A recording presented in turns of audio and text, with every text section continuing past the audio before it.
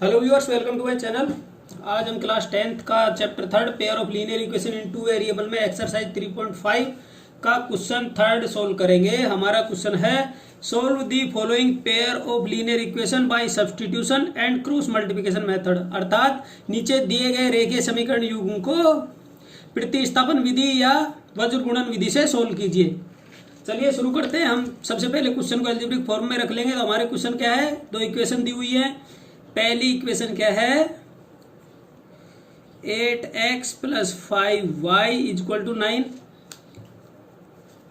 Already ये क्या रेखीय समीकरण के रूप में है, तो इसको इक्वेशन 1 मान लेते हैं। इसी प्रकार 3x + 2y = 4, ये भी लीनियर इक्वेशन के रूप में है, तो हमें इन्हें इक्वेशन 1 और 2 मान लेते हैं। अब इसे सबसे पहले किससे करते हैं, बाई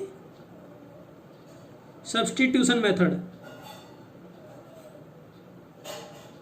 सब्स्टिट्यूशन मेथड का ही कहा है ना हमें, प्रतिस्थापन विधि और क्रॉस मल्टीप्लिकेशन। सबसे पहले हम प्रतिस्थापन विधि से करते हैं। तो सबसे पहले हम प्रतिस्थापन विधि में मैंने आपको क्या बताया था, 4 स्टेप बताया था। सबसे पहले अलजेब्रिक फॉर्म में रखिए क्वेश्चन को।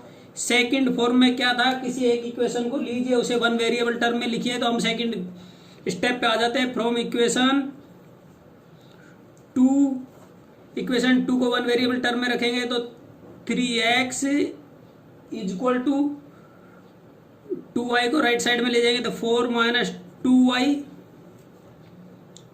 दिस इंप्लाइज x = क्या हो जाएगा फिर, 4 - 2y/3।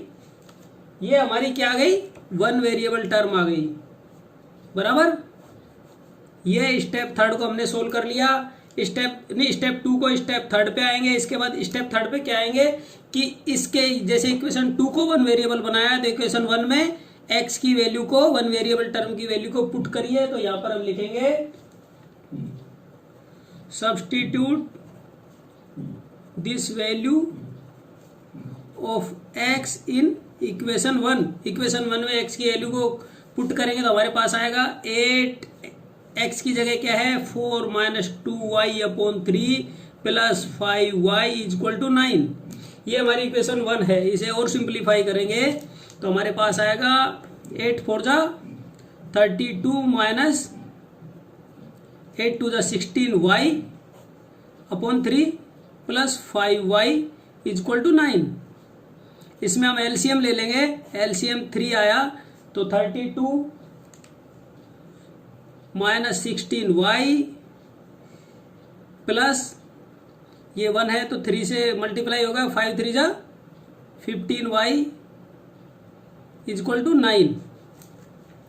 This implies cross multiplication करेंगे। यहाँ पे इसको हम क्रॉस मल्टीप्लिकेशन करेंगे तो हमारे पास आएगा 32 - 16y + 15y = 9 × 3 = 27। अब इसको हम पक्षांतरण करेंगे तो हमारे पास आएगा -1y = ये इधर की तरफ चल जाएगा, 32 राइट साइड में चले जाएगा तो 27 - 32। देन y = हमारे पास क्या आ जाएगा, 27 गया 32 में से तो हमारे पास आया -5/-1। यही आया, माइनस से माइनस कैंसिल हो गया तो हमारे पास y की वैल्यू क्या आ गई, y = 5/1, अर्थात y = 5। ओके साथियों, अब स्टेप 4 में हम क्या करेंगे, जैसा कि मैंने आपको पहले बताया था, स्टेप 4 में y की वैल्यू को पुट करेंगे। यहां पे लिखेंगे put this value of y in equation, किसी में भी रख सकते हैं। तो हम यहाँ पर इक्वेशन किसी में रखेंगे, इसको 3rd में रखते हैं, 1 वेरिएबल टर्म वाली में। तो हमारे पास क्या आ गया, x = 4 - 2y की वैल्यू हमारे पास 5 है /3। दिस इंप्लाइज x = 4 - 2 से 5 को मल्टीप्लाई करेंगे तो 10/3। देन x = क्या आ गया, -4 में से -10 में से 4 गया तो 6 माइनस में और 3। तो इस प्रकार 3 × 1 = 3, 3 × 2 = 6। हमारे पास आई x की वैल्यू -2। Then x = -2। ये हमारे पास x की वैल्यू आ गई। ओके साथियों, इस प्रकार x और y की वैल्यू हमने प्रतिस्थापन विधि से सोल्व कर लिया। अब हम यहाँ पर क्या लिखेंगे, बाई क्रॉस मल्टीप्लिकेशन मेथड। अब हम इसे क्या है, क्रॉस मल्टीप्लिकेशन अर्थात वज्र गुणन विधि से सोल्व करेंगे, बाई क्रॉस मल्टीप्लिकेशन मेथड।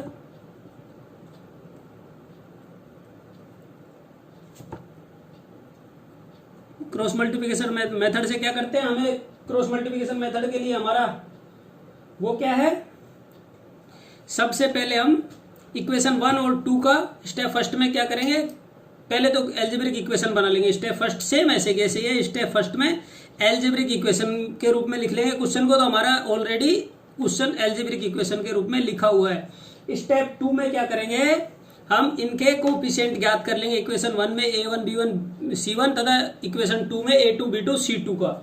तो हमें यहां पर कोफिशिएंट कैसे ज्ञात करेंगे, जो रेखीय समीकरण की जनरल इक्वेशन उससे कंपेयर करके। तो हम यहाँ पर लिखते हैं, हमारी इक्वेशन तो ऊपर लिखी हुई है, ये देखिए यहाँ पर लिखी हुई है। पहले इक्वेशन लिखेंगे, उसके बाद यहाँ पर लिखेंगे compare to general form of pair of linear equation, रेखीय समीकरण युग्म के व्यापक रूप से तुलना करने पर। तो यहाँ पे होगा a1x plus b1y plus c1 is equal to 0, equation 1 a2x plus b2y plus c2 is equal to 0, equation 2। इससे हमारी जो सवाल में दी हुई इक्वेशन 1 है 2 को कंपेयर करने पर हमारे पास a1 की वैल्यू क्या आई 8, b1 की वैल्यू आई 5, c1 की वैल्यू हमारे पास आई -9।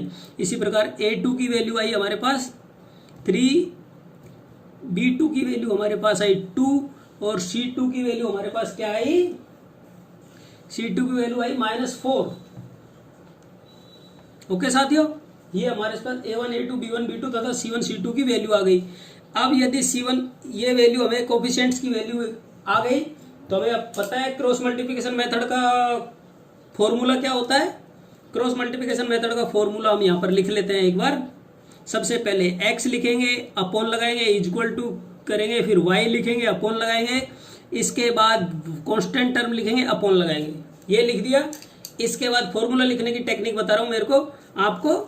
इसके बाद क्या करेंगे, हम यहां पर लिखेंगे BCAB, ये लिख दिया। इसके बाद इस वाली टर्म को x के नीचे लिखेंगे, x के नीचे हमने ये वाली टर्म लिखी तो हमारे पास आ गया। सबसे पहले 1 वाली लिखेंगे, B1 C1, नीचे B2 C2। इसी प्रकार अब y के नीचे कौन सी वाली टर्म लिखेंगे, y के नीचे हम ये वाली टर्म लिखेंगे। यहां पर लिखते हैं C1 A1 C2 A2। ठीक इसी प्रकार अब हमारे पास क्या रहा, कांस्टेंट टर्म के नीचे ये वाली टर्म लिखेंगे, ये वाली वैल्यू लिखेंगे। तो हम यहां पर लिखेंगे A1 B1, ये B1 है सॉरी, A2 B2। ये हमने क्रॉस मल्टीप्लिकेशन से सवाल को सोल्व करने के लिए फॉर्मूला लिख लिया। इसको और सिंप्लीफाई करेंगे तो हमारे पास वैल्यू क्या आती है, इसको डायगोनली नीचे की तरफ करते हैं, मल्टीप्लाई तो आएगा B1 C2 ब्रैकेट माइनस का साइन लगाएंगे, फिर ऊपर की तरफ जाएंगे B2 C1। ठीक ये x अपॉन में आएगा, x अपॉन इक्वल टू, ठीक इसी प्रकार y upon C1 A2 minus का साइन C2 A1, फिर equal to 1 upon A1 B2 minus का साइन A2 B1। ये हमें क्रॉस मल्टीप्लिकेशन के लिए फॉर्मूला मिल गया। अब इस फॉर्मूले में क्या करेंगे, हम वैल्यूज पुट करेंगे। किसकी वैल्यू पुट करेंगे, कोफिशिएंट्स की। तो हम यहाँ पर लिखेंगे put the value of coefficients. यहाँ पे देखिए साथियों थोड़ी जगह कम है तो हम यहाँ पर इसको इस प्रकार ले लेते हैं। एक मिनट रुकिए, इसको हम इस प्रकार रख लेते हैं। अब हम यहाँ पर क्या करेंगे, यहाँ पे लिखेंगे फॉर्मूले में put the value of coefficients. Coefficients की वैल्यू पुट करने पर हमारे पास क्या आएगा, x upon B1 C2, B1 C1 और B1 C1 की वैल्यू हमारे पास क्या है 5 और C1 की है -9, ब्रैकेट में रखते हैं। इसी प्रकार B2 C2 की वैल्यू क्या है, B2 का है 2, C2 का है -4, equal to Y upon Y में C1 A1, तो ये C1 C2 की वैल्यू है हमारे पास, तो -9 -4 ऐसे ऐसे लिख लेंगे, और A1 A2 की वैल्यू हम यहाँ से ले लेंगे। A1 की वैल्यू है 8, A2 की वैल्यू है 3। इसी प्रकार इक्वल का निशान लगाएं। कांस्टेंट टर्म के नीचे A1 A2 की वैल्यू ये रही हमारे पास 8 और 3, ये A1 A2 की वैल्यू है। B1 B2 की वैल्यू लेंगे, तो B1 B2 की वैल्यू हम कहाँ से लेंगे, ये हमारी B1 B2 की वैल्यू है, या सीधे यहाँ से कोफिशिएंट्स के जो मान रखे हैं वहां से भी ले सकते हैं हम B1 B2 का 5 और 2। ओके साथियों, अब क्या करेंगे, दिस इंप्लाइज, इसको मल्टीप्लिकेशन करेंगे तो x अपॉन इसको इससे करेंगे तो क्या आएगा -20। हमने बताया फिर माइनस का साइन लगाना है, फिर इसमें साइंस का बड़ा ध्यान रखना है, प्लस माइनस का। फिर इसको इधर से करेंगे तो -18 इक्वल टू का निशान y अपॉन 9 3 जा 27। ठीक, इसी प्रकार माइनस का साइन 8 4 जा -32, माइनस का साइन साथ में है। ठीक, इसी प्रकार इसको करेंगे तो हमारे पास आएगा 1 अपॉन 8 2 जा 16, माइनस का साइन 5 3 जा 15। ये हमें वैल्यू आ गई। अब इसे और सिंप्लीफाई करेंगे, दिस इंप्लाइज x अपॉन -20, ये माइनस से माइनस होगा तो +18। ठीक, इसी प्रकार y अपॉन -27, माइनस से माइनस होगा तो +32 इक्वल टू 1 अपॉन 16, माइनस से मल्टीप्लाई होगा 15 तो -15। देन हमारे पास x अपॉन वैल्यू में क्या आ गई, x अपॉन में -2, -20 में से जब +18 घटाएंगे तो -2 आएगा। इसी प्रकार y अपॉन में हमारे पास वैल्यू क्या आ गई, -27 घटाया तो प्लस में 5। इसी प्रकार कांस्टेंट टर्म के लिए आ गई 1। ये हमें सिंप्लीफाई करने पर अपॉन में x y और कांस्टेंट टर्म की वैल्यू आ गई। अब हम x और y की वैल्यू ज्ञात करने के लिए क्या करेंगे, अब हम यहां पर लिखेंगे व्हेन, इन दोनों टर्म को बराबर मानेंगे पहले एक बार, जब x की वैल्यू ज्ञात, इन x वेरिएबल और कांस्टेंट टर्म को बराबर मानने के बाद x की वैल्यू ज्ञात करेंगे। इसी प्रकार y टर्म और कांस्टेंट टर्म को बराबर मानकर y की वैल्यू ज्ञात करेंगे। तो यहां पर हम लिखेंगे when x upon -2 equal to 1 upon 1, इसका मतलब 1 ही होगा। दिस इंप्लाइज, क्रॉस मल्टीप्लिकेशन करेंगे तो x को 1 से करेंगे तो x इक्वल टू ये -2 हो जाएगा, -2 इंटू 1 तो -2 ही होगा। देन x इक्वल टू -2, ये हमारे पास किसकी वैल्यू आ गई, x की वैल्यू। आपने देखा होगा प्रतिस्थापन विधि में भी हमें x की वैल्यू कितना प्राप्त हुई थी, -2 प्राप्त हुई थी। ये देखिए, तो हमें क्रॉस मल्टीप्लिकेशन मेथड से भी x की वैल्यू -2 प्राप्त हुई। अब हम y की वैल्यू ज्ञात करेंगे। y की वैल्यू के लिए when y upon 5 equal to 1, then y equal to cross multiplication करेंगे तो y इक्वल टू 5।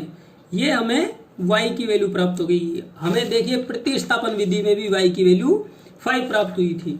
इस प्रकार हमने इस सवाल को किस विधि से भी सोल्व कर लिया, क्रॉस मल्टीप्लिकेशन मेथड से भी सोल्व कर लिया।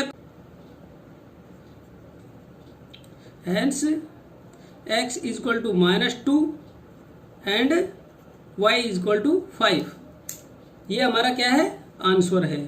यही हमें ज्ञात करना था क्रॉस मल्टीप्लिकेशन मेथड से और सब्स्टिट्यूशन मेथड से।